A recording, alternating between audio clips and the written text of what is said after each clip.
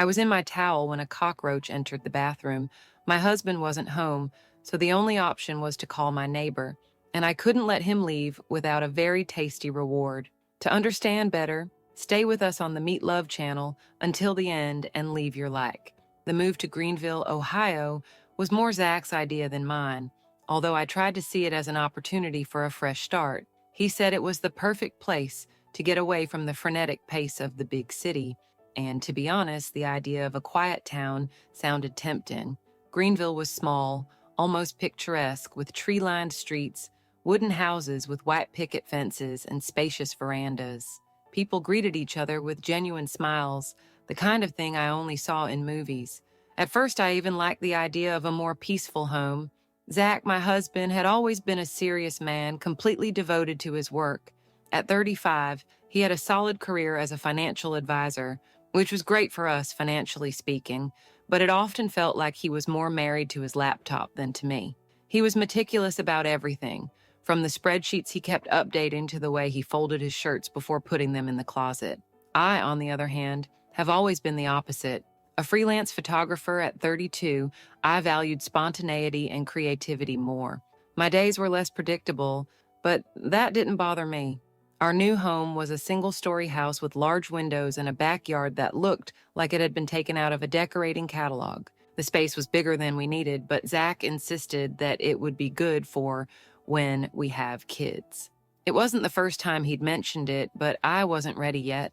The backyard was surrounded by tall bushes, which gave us privacy, but also a sense of isolation. It was in the first week of moving in that we met our neighbor, Felix. He showed up just as Zach was unloading the last boxes from the moving truck. I was in the backyard trying to figure out how to set up a garden hammock when I heard his voice for the first time. "Do you need any help with that?" he asked, and I looked up in surprise. Felix had a carefree manner, like someone who never stressed about anything. He must have been about 38, tall and robust, with calloused hands that showed his hard work as a mechanic. His brown eyes had a friendly twinkle, and he wore a battered cap that looked like it had been his companion for years. "Ah, I guess so. I'm a bit lost here," I replied, a little awkwardly. He laughed, an easy laugh that seemed to light up the afternoon, and in a few minutes the hammock was set up, and I found myself smiling like I hadn't done for ages. When Zach showed up, he greeted Felix with a firm handshake, but with the polite distance he always kept with strangers. Felix, however, was the type to make anyone feel at home. In a matter of minutes, they were chatting about cars, one of the few subjects that could get Zach out of his corporate bubble. As the weeks went by, Felix became a frequent presence in our routine. Zach, always busy, was out of the house more than he was in, which meant that most of the meetings with Felix took place with me. He would appear casually in the yard, always with a smile and an offer of help. "Do you want me to look at your car's engine? It's making a strange noise," he'd say. Or, "If you want to plant something here in the yard, I know some good tips." I began to enjoy his company. It wasn't just because he was always willing to help, but also because he had a relaxed manner that contrasted with Zach's seriousness. While my husband always seemed burdened by responsibilities, Felix seemed to sail through life with an enviable lightness. One afternoon, while Zach was on a business trip, Felix and I met at the local market. I was trying to decide between two types of salad dressing when he appeared out of nowhere with a cart full of tools and a case of beer. "Difficult decisions?" he asked, pointing at the bottles in my hand. I laughed, embarrassed. "Yeah, I guess so." We ended up leaving the market together, and he insisted on helping me carry the shopping home. It was hard not to like him. He was charming in a simple, effortless way. He had amusing stories about the customers at the garage where he worked, and a way of making you feel at ease as if you were talking to a longtime friend. That evening, as I put away the groceries and Zach quickly called to say he was going to work late, I noticed something that bothered me. I was starting to look forward to conversations with Felix more than I should have. It wasn't intentional, but there was a spark there that I didn't know how to put out. And so Greenville began to seem like a much more complicated place than I had expected. It was a muggy July afternoon, the kind where the heat seems to seep into every corner of the house.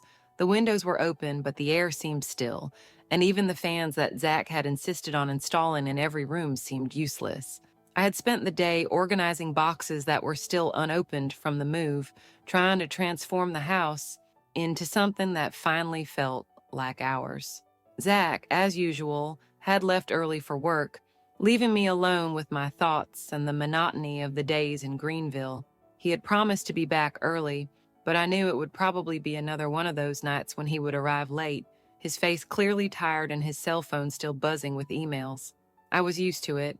Our relationship had been shaped by these absences, moments when I found myself alone, dealing with the weight of maintaining something that always seemed to be on the verge of oblivion. At the end of the day, after organizing more boxes than I had expected, I decided I deserved a long, relaxing bath. I went into the bathroom with the intention of washing not only the sweat off my body, but also my mental exhaustion. However, when I opened the shower door, my heart almost stopped. There it was, a huge cockroach standing motionless on the wall, as if it were challenging me. Panic seized me. I wasn't a fan of insects, and cockroaches were my weak point. My hands were shaken as I tried to decide what to do. Calling Zach was useless. He was probably in an important meeting and wouldn't pick up.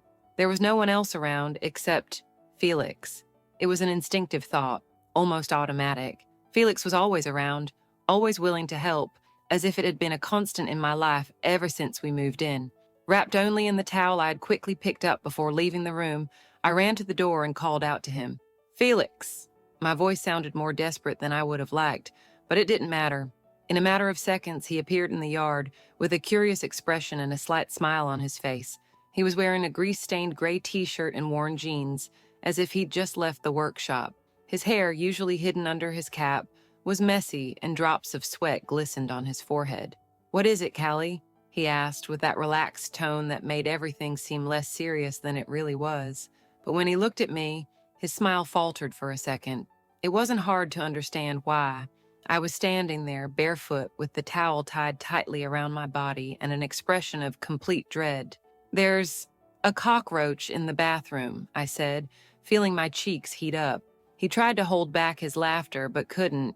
"You called me because of a cockroach?" he asked, clearly enjoying the situation. "Yes, and it's huge," I protested, crossing my arms. He raised his hands in surrender, still laughing. All right, where's the monster?" I gestured hurriedly for him to accompany me to the bathroom. Felix walked in confidently, as if he was about to face something epic, while I stood in the doorway, watching from a distance. He found the cockroach in seconds, grabbed a slipper from the corner, and with one swift movement ended my problem. "There, mission accomplished," he said, leaving the bathroom with a satisfied smile. I should have been relieved, but instead my heart raced when our gazes met. There was something in his eyes at that moment, an intensity that seemed to burn hotter than the summer heat. "Thank you, Felix." "Really," I murmured, still holding the towel tightly. My face was flushed, and not just from embarrassment. He was only a few steps away from me, and the air between us seemed denser than it should have been. The silence that followed was heavy, but in a way that I didn't know how to describe. He shrugged as if it was no big deal, but his eyes didn't leave mine. "It was nothing," he said, his voice lower than before, but that look, so direct and disarming, made me forget to breathe for a moment. There was something there that I couldn't ignore, a spark that seemed to pulse between us. It was then that, without thinking, the words escaped my lips. "You deserve a reward." I didn't even know where it had come from, but it was too late. Before I could reconsider, I leaned in and kissed him. It was an impulsive gesture, quick, but full of something that had been bubbling up inside me for weeks. He was surprised at first, but didn't hesitate to reciprocate. His lips were firm and warm, and for a brief moment the world seemed to stop. When we finally pulled away, the silence returned, but now it was even heavier. He looked at me, his breathing a little fast, as if he was trying to find the right words. "Callie," he began, but seemed unable to complete the sentence. I didn't know what to say. I just shook my head, trying to shake off the wave of adrenaline and guilt that was starting to form. "It was just an impulse," I mumbled, more to myself than to him. Felix took a step back, clearly trying to regain control. "Zach's a good man, but I love the present," he finally said, his voice low and shy. "Would you like another present?" "Sure, I'd love one," he replied, looking me straight in the eye. So without a second thought, I quickly showered and took him to my bed, where our intimate relationship took place, and with that, after we'd finished, he left, leaving me alone in the living room with a mixture of emotions that I didn't know how to deal with. As the front door closed, I leaned against the wall and let the towel slip a little. My heart was still racing, and the taste of the kiss seemed stuck on my lips. I knew I had crossed a line that couldn't be erased, but at that moment, all I could feel was the electricity of that instant. The day after the kiss brought no regrets, as was perhaps to be expected. On the contrary, there was something vibrating inside me, an energy I hadn't felt for years. The house seemed more alive, more full of possibilities. My body still carried the memory of Felix's touch, and my thoughts revolved around that moment, as if everything I was now was linked to it. Every detail of that kiss seemed etched into my skin. Zach came back late that night. He came through the door as he always did, exhausted and distracted, throwing his jacket on the sofa before disappearing into his office. I watched him, trying to reconnect with the feelings that had once been there, but all I could feel was a growing distance. When he kissed me lightly on the forehead, it felt cold, an empty ritual that carried nowhere near the intensity I had experienced with Felix. After Zach went to sleep, I sat in the living room, staring at the dim streetlight coming through the window. It was impossible to ignore what was going on inside me. I couldn't get Felix out of my head, his carefree smile, his eyes that pierced through me, and above all, the way he made the world seem brighter, more full of color. The next morning, I decided I needed to see him, not to clarify or correct anything, but because I simply wanted to be close to him again. The yard looked more vibrant under the summer sun, with the fresh scent of the flowers I had planted months before. I looked away towards his house, but I didn't see him. Felix was always around, but at that moment he seemed to be hiding on purpose. I decided to nip my hesitation in the bud and went to the garage door. When I knocked, he took a few seconds before opening it. When he did, his eyes met mine, and that spark, just as intense as the first time, ignited instantly. "Hi, Callie," he said, almost hesitantly. His voice was lower than usual, but it still carried that warm tone that seemed to be his alone. He was wearing a faded black t-shirt and worn jeans, and the smell of oil mixed with the faint scent of soap filled the air. "Can we talk?"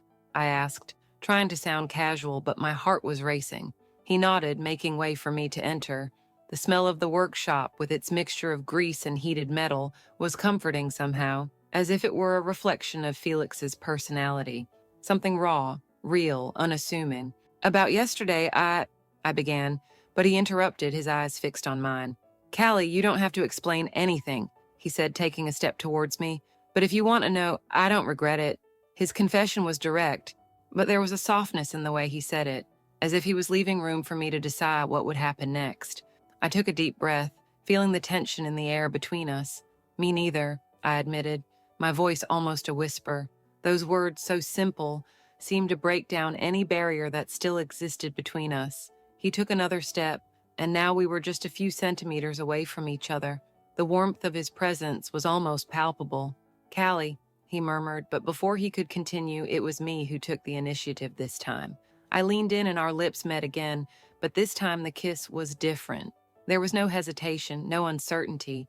It was an explosion of everything we had repressed. His hands came up to hold my waist, firm but gentle, and I lost myself in his touch, in the way his fingers seemed to explore every part of me. The world around us disappeared. There was no Zach, no Greenville, no other worries. There was just the two of us, and the intensity of that moment. Every second seemed to carry the energy of something forbidden, but so right at the same time. When we pulled away, we were panting. Felix looked at me as if he wanted to say something, but I put a finger to his lips, smiling. "Don't say anything," I murmured. We didn't need words. The chemistry between us spoke louder than anything we could express. We spent the rest of that afternoon together in the workshop. He showed me how to fix little things, and with every glance we exchanged, the connection between us seemed to grow. It wasn't just desire. It was something deeper, something that made me question everything I thought I knew about myself and what I wanted in life. When I got home, the sun was already setting. Zach hadn't arrived yet, and the house seemed strangely quiet. But this time, the silence didn't bother me. There was a new energy inside me, something I didn't know how to name, but that I knew I didn't want to give up. Felix and I didn't talk about the future, about what it meant, but we knew it wouldn't be the last time. There was something between us that was impossible to ignore. This isn't the end yet. Check out the cards and stay with us.